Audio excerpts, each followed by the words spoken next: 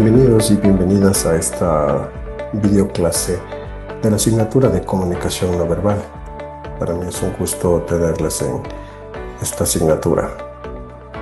Hoy vamos a ver el lenguaje no verbal como un proceso cognitivo y vamos a profundizar en esta idea clara, ya que el lenguaje no verbal no es un adorno, tampoco es un complemento de lo que nosotros solemos decir, sino que forma parte de un proceso cognitivo, es decir, de la manera en que nuestra mente percibe, interpreta y responde al mundo que le rodea.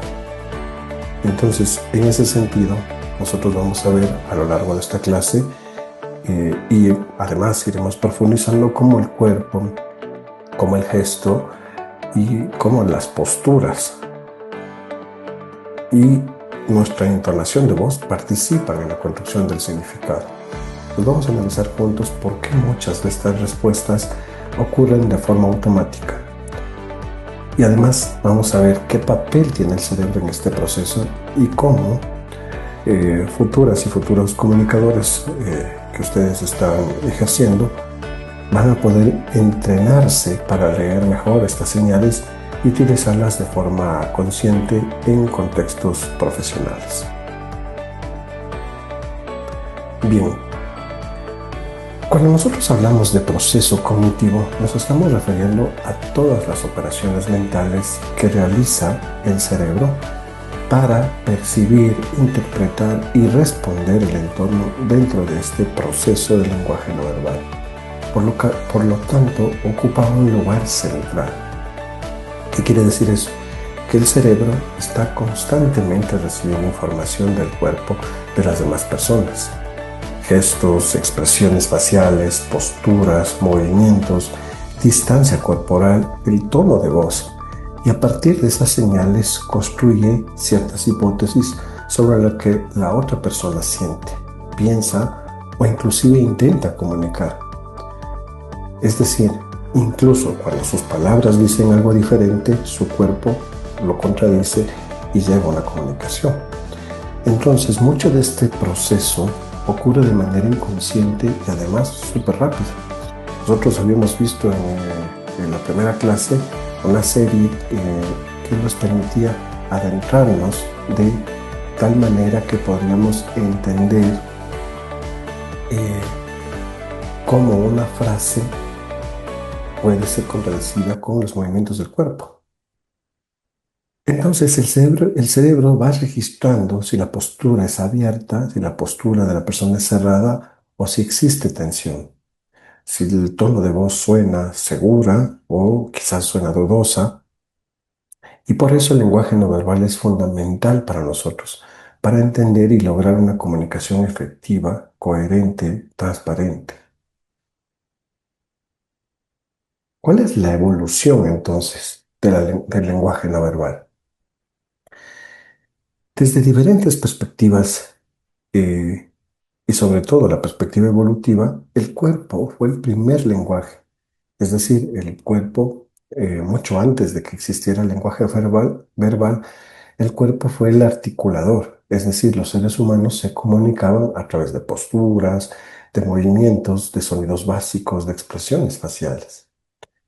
Por lo tanto, nuestro cerebro está programado desde esa historia evolutiva para leer señales corporales que significan peligro, cuidado, afecto o cooperación o amenaza inclusive. Entonces, una postura tensa, una mirada fija, un gesto brusco podrían significar amenaza. En cambio, la postura relajada, un tono suave, una sonrisa auténtica van a transmitir seguridad, pertenencia al grupo. Entonces, el lenguaje hablado apareció después como una capa adicional de complejidad, pero no reemplazó al lenguaje del cuerpo. Lo que sucede hoy es que ambos sistemas se superponen. Mientras la boca gesticula y habla, el cuerpo sigue comunicando desde un nivel más antiguo y muchas veces más honesto. Entonces, comprender esta raíz evolutiva ayuda a entender por qué las señales no verbales son tan poderosas y a veces nos afecta incluso cuando intentamos ignorarlas. Es decir, como suele hablarse desde el argot popular, nos delata.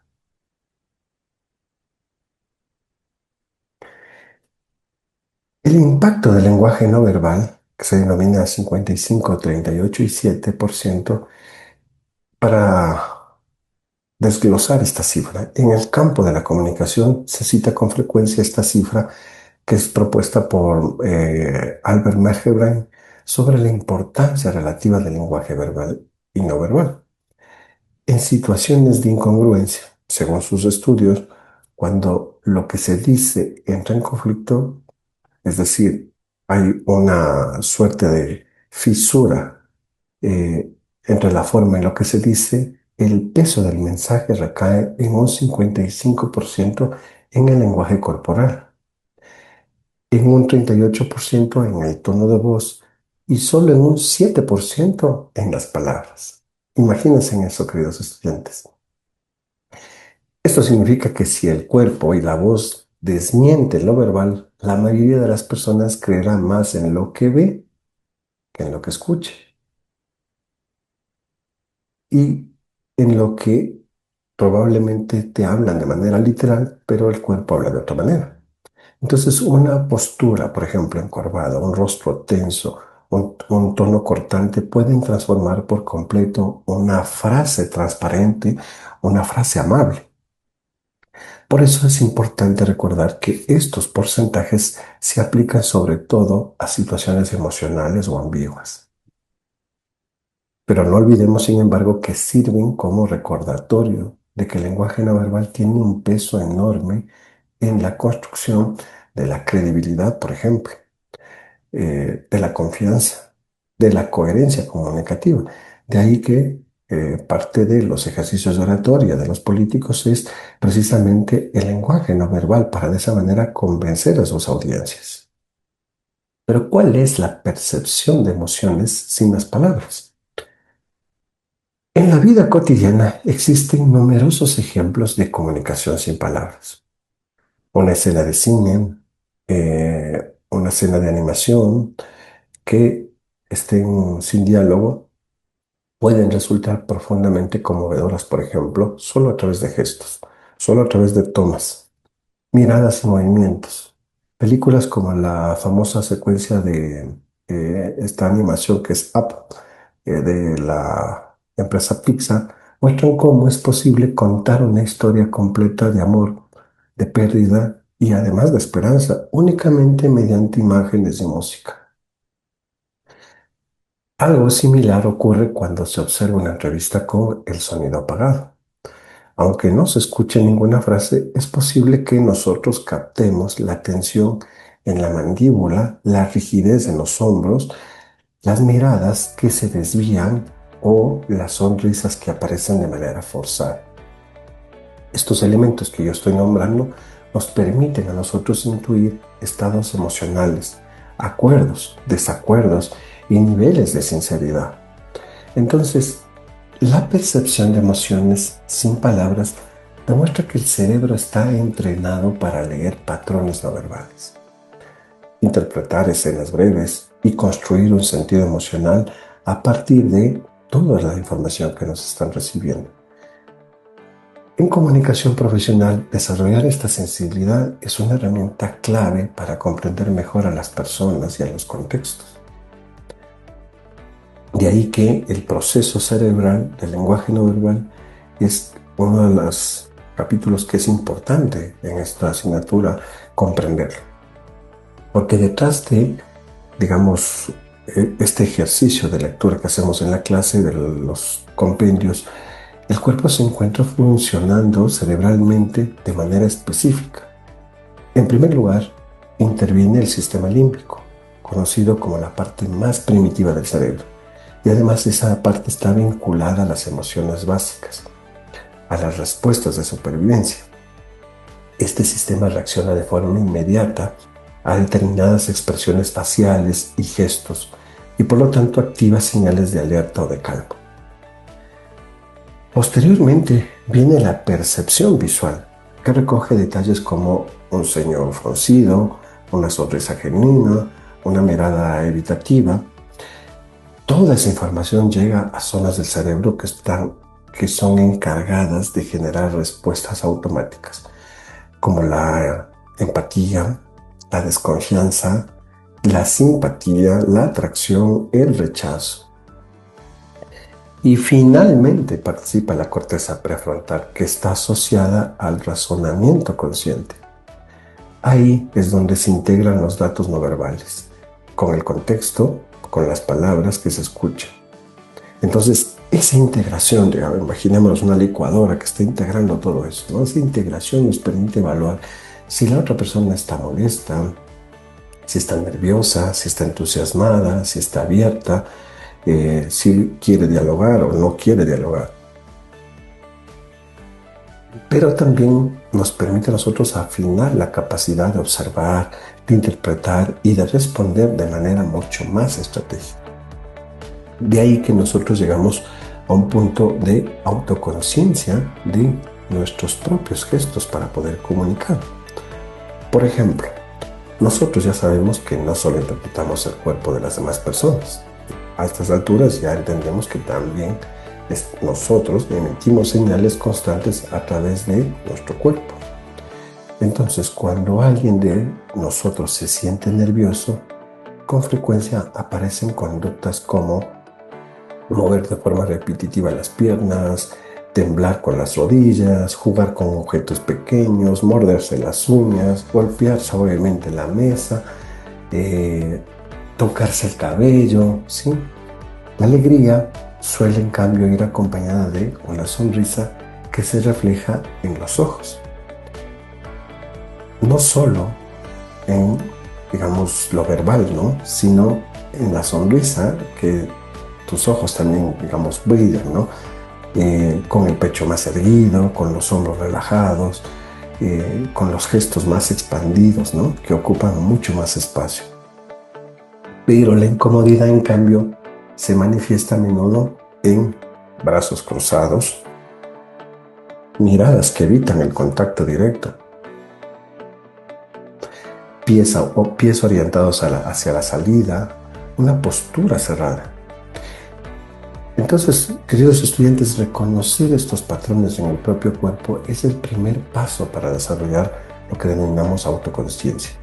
Es decir, identificar los gestos habituales que podemos realizar y decidir si deseamos mantenerlos, suavizarlos, sustituirlos, deconstruirlos por otros más coherentes con el mensaje que queremos transmitir, para que de esa manera exista congruencia comunicativa. ¿Cuál es la importancia en la comunicación profesional todo esto que estamos viendo? Pensémoslo de esta manera. En el campo de la comunicación profesional, el dominio del lenguaje no verbal se convierte en una competencia estratégica. En periodismo, por ejemplo, leer la atención en una entrevista te permite detectar cuando la persona entrevistada se siente incómoda por una pregunta o cuando evade una pregunta. Esta lectura puede ayudar a ajustar, por ejemplo, el ritmo, el tono, reformular temas, profundizar aspectos relevantes, como se denomina en el argot popular, pinchar en ese espacio donde precisamente está tratando de evadir el entrevistado, o generar vínculos de confianza también. En publicidad y marketing, observar las microexpresiones durante las pruebas, por ejemplo, de campañas, en los grupos focales, a nosotros nos va a permitir tener información súper valiosa que muchas veces no aparece en las respuestas verbales.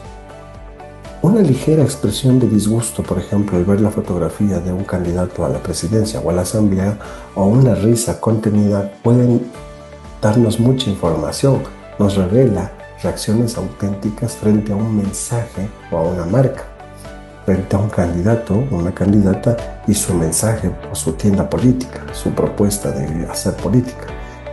Entonces, en las presentaciones, en las conferencias, en las clases, la postura, los movimientos en el espacio, que ya habíamos visto en la prosemia, el contacto visual y la gestualidad refuerzan o debilitan el discurso.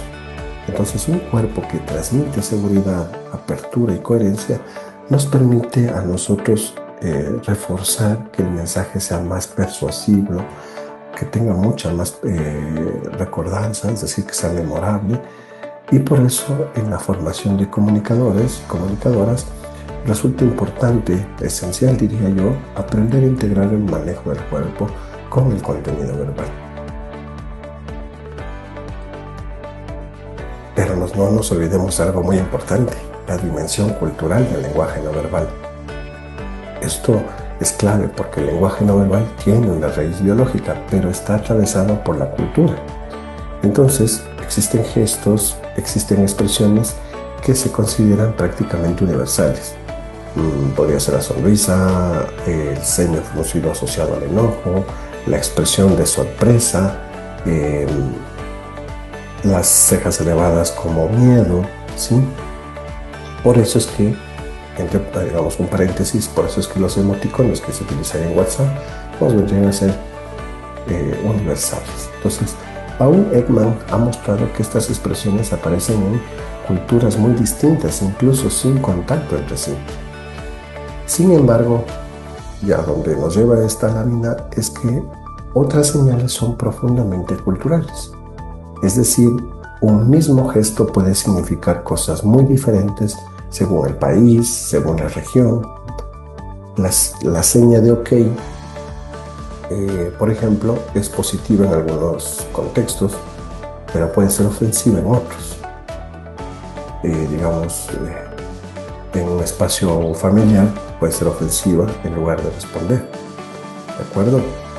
El contacto visual prolongado puede en cambio interpretarse como atención, como respeto en ciertos lugares, mírame a los ojos. Mientras que en otras culturas, en otros momentos, en otros espacios puede ser como desafío, como falta de cortesía. Pues claro, quizás dicen no le mires o bájale a la vista. Entonces la distancia personal también varía.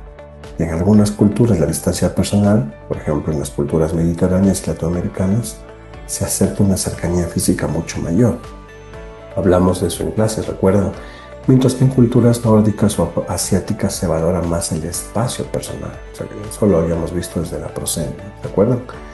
Por eso el lenguaje no verbal requiere sensibilidad cultural, es decir, entrenamiento cognitivo para interpretarlo correctamente y evitar malos entendidos cuando hay un roce cultural, ¿de acuerdo? Cuando hay intercambio de cultura. Por eso el entrenamiento del lenguaje no verbal es clave, porque aunque muchas respuestas no verbales son automáticas, el lenguaje del cuerpo puede entrenarse. Y lo hace con actores, con actrices, con políticos, con negociadores, con profesionales de la salud, y se trabaja de forma sistemática su postura, su voz, sus gestos, para aumentar su eficacia comunicativa. Entonces el entrenamiento empieza por la autoconciencia, observar cómo se mueve el cuerpo. ¿De acuerdo? Entonces, cómo se mueve nuestro cuerpo en distintas situaciones. Identificar gestos que nos transmitan nerviosismo, distancia, apertura y reconocer patrones repetitivos. Luego viene lo que se denomina la práctica deliberada, es decir, lo que incluye ejercicios específicos frente al espejo o frente a la cámara. Para quienes hacen TikToks, por ejemplo, esto es importantísimo.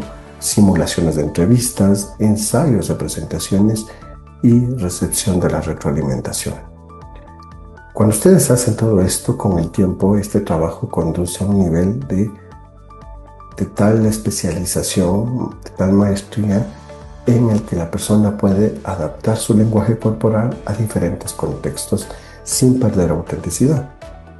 Por ejemplo, puede proyectar seguridad en una exposición, empatía en una entrevista sensible o firmeza en una negociación compleja. Y siempre alineado